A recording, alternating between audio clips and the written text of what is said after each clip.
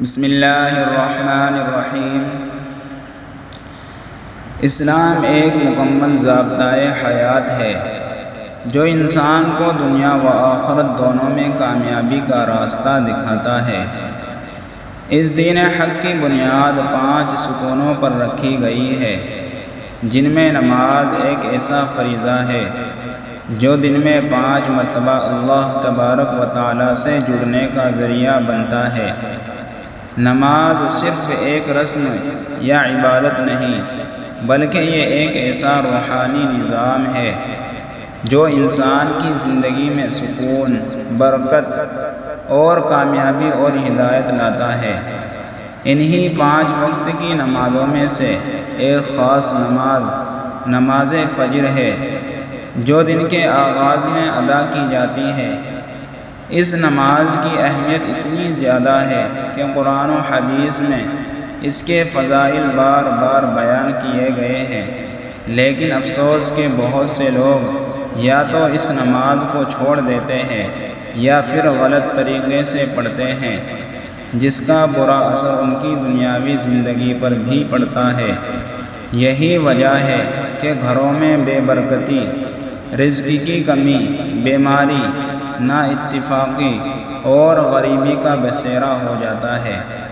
نماز فجر کا وقت صبح صادق سے سورج نکلنے تک ہوتا ہے۔ بہت سے لوگ طلوع فجر اور سورج نکلنے کے فرق کو نہیں سمجھتے، جس کی وجہ سے وہ نماز کے وقت میں غلطی کر بیٹھتے ہیں۔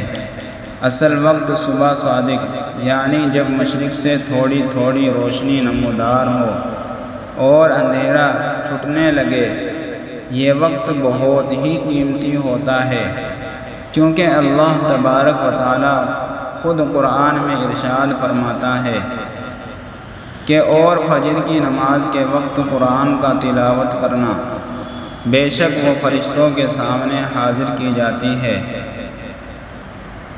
اس کا مطلب یہ ہے کہ فجر کی نماز کے وقت فرشتے خاص طور پر گواہی دینے آتے ہیں اور وہ بندے کی نماز اللہ تبارک و تعالیٰ کے سامنے پیش کرتے ہیں۔ اب سوال یہ ہے کہ لوگ نماز فجر میں کیا کیا غلطیاں کرتے ہیں۔ سب سے پہلی اور عام غلطی یہ ہے کہ کچھ لوگ سستی، نیند یا لاپرواہی کی وجہ سے نماز فجر کو چھوڑ دیتے ہیں یا اسے قضا کر کے بعد میں پڑھتے ہیں۔ یاد رکھیں، فجر کی نماز قضا کرنا گناہ کبیرہ ہے اور یہ انسان کو غفلت کی نیند میں دھکیل دیتا ہے۔ پھر کچھ لوگ ہیں جو فجر کی اذان تو سن لیتے ہیں لیکن فوراً نماز نہیں پڑھتے، سوچتے ہیں کہ بعد میں پڑھ لیں گے۔ یہاں بھی شیطان انہیں غفلت میں مبتلا کر دیتا ہے۔ بعض لوگ ایسے بھی ہیں جو فجر کی سنتیں چھوڑ دیتے ہیں، حالانکہ نبی کریم صلی اللہ علیہ وسلم نے فجر کی 2 سنتوں کو دنیا کی ہر چیز سے بہتر قرار دیا ہے۔ صحیح طریقہ یہ ہے کہ جیسے ہی صبح صادق ہو، مؤذن اذان دے تو سنت ہے کہ اذان کا جواب دیا جائے، پھر اذان کے بعد دعا مانگی جائے، اس کے بعد فجر کی 2 رکعت سنتیں ادا کی جائیں۔ ان سنتوں میں نبی کریم صلی اللہ علیہ وسلم اکثر سورہ کافرون اور سورہ اخلاص پڑھا کرتے تھے۔ اس کے بعد تھوڑی دیر آرام کیا جا سکتا ہے یا ذکر و اذکار کیے جا سکتے ہیں۔ پھر جیسے ہی جماعت کا وقت ہو، فرض نماز 2 رکعت جماعت کے ساتھ ادا کی جائے۔ نماز فجر میں قرات نسبتاً لمبی ہوتی ہے، اس لیے امام پر لازم ہے کہ وہ ایسی صورتیں پڑھیں جو سنت کے مطابق ہوں اور مقتدیوں کی برداشت میں بھی ہوں۔ نبی کریم صلی اللہ علیہ وسلم فجر کی نماز میں اکثر سورہ سجدہ اور سورہ نساء کی تلاوت کیا کرتے تھے۔ یہ ظاہر کرتا ہے کہ یہ نماز نہایت اہم ہے۔ اب ہم اس بات کی طرف آتے ہیں کہ نماز فجر سے غفلت کیوں گھر میں غربت، بے برکتی اور پریشانی لاتی ہے۔ جب بندہ دل کی شروعات اللہ تبارک و تعالیٰ کے ذکر اور اس کی عبادت سے نہیں کرتا، بلکہ نیند، غفلت، موبائل، سستی یا دنیاوی کاموں سے کرتا ہے، تو وہ دن خیر و برکت سے خالی ہو جاتا ہے۔ نبی کریم صلی اللہ علیہ وسلم نے دعا کی تھی، اللہم بارک لامتی فی بکورہا، یعنی اے اللہ میری امت کے صبح کے وقت میں برکت دے۔ اب اگر کوئی مسلمان صبح کے وقت سوتا رہے یا فجر چھوڑ دے تو اس برکت سے محروم ہو جاتا ہے۔ اس کا اثر اس کے رزق، اس کی صحت، اس کے بچوں، اس کے کاروبار اور اس کے گھر کے سکون اور اس کے دل کی کیفیت پر بھی پڑتا ہے۔ ایک اور اہم پہلو یہ ہے کہ نماز فجر کو باجماعت پڑھنے کا بہت بڑا اجر ہے۔ جو شخص فجر کی نماز جماعت سے پڑھتا ہے، اس کا دل نور سے بھر جاتا ہے۔ اس کے دن کا آغاز اللہ تبارک و تعالیٰ کی رحمت سے ہوتا ہے اور اس کی حفاظت کے لیے فرشتے مقرر کیے جاتے ہیں۔ حدیث شریف میں ہے کہ جو شخص فجر اور عصر کی نمازیں باجماعت ادا کرتا ہے، وہ اللہ تبارک و تعالیٰ کی حفاظت میں آ جاتا ہے۔ تو سوچیں، جو اللہ تبارک و تعالیٰ کی حفاظت میں آ جائے اسے کون نقصان پہنچا سکتا ہے؟ اگر کوئی بندہ مسلسل نماز فجر چھوڑے یا سستی کرے تو آہستہ آہستہ اس کے دل سے ایمان کی مٹھاس نکلنے لگتی ہے۔ وہ دنیا کے غموں میں ڈوب جاتا ہے، اس کا چہرہ مرجھا جاتا ہے اور اس کے گھر سے خوشیاں رخصت ہو جاتی ہیں۔ ایک طرف وہ دنیا کے مسائل میں الجھ جاتا ہے اور دوسری طرف آخرت کا خسارہ بھی اس کے حصے میں آتا ہے۔ لیکن اگر کوئی انسان سچے دل سے توبہ کرے اور نماز فجر کو اہمیت دینا شروع کرے تو اللہ تبارک و تعالیٰ اس کے لیے برکتوں کے دروازے کھول دیتا ہے۔